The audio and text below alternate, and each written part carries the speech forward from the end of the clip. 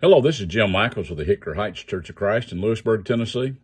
I'd like to share with you just a short message from the Bible today. Do you realize that the Lord has every right to decide how he is to be worshiped? In the society that you and I live in today, it almost seems like that people think that they can decide how to worship God. And however they choose to worship him, then he's going to have to be pleased with it because that's the only way that I'm going to worship. Well, you may choose how you're going to worship God, but that doesn't mean that he's pleased with it. That doesn't mean that he accepts it, because he won't. In John, the 4th chapter, you remember, there's a conversation that he has with the woman at the well. And there's something that she asks him, and then he replies to her. For instance, in verses 20, he says, "Our fathers worshipped on this mountain, and you Jews say that in Jerusalem is the place where one ought to worship." There's the question. On this mountain, Mount Gerizim, but the Jews say in Jerusalem. Jesus said, "Woman, believe me, the hour is coming when we will neither on this mountain nor in Jerusalem worship the Father." The time is coming where it's not going to matter. Said, "You worship what you do not know. We know what we worship, for salvation is of the Jews.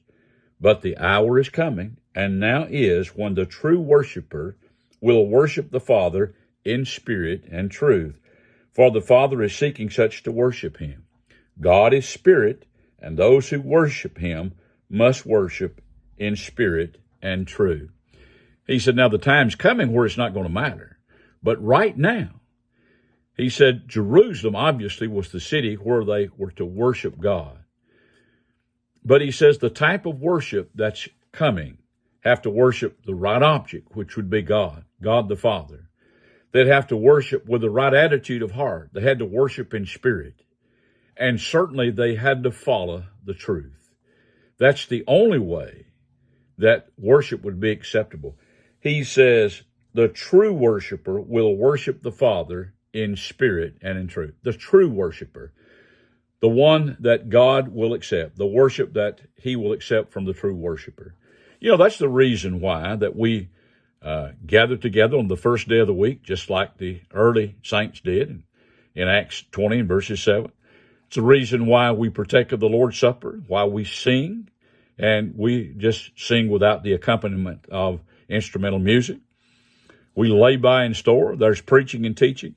Look at Acts 2:42, Acts 20 and verse 7, 1 Corinthians 16, verses 1 and 2, Ephesians 5 and verses 19.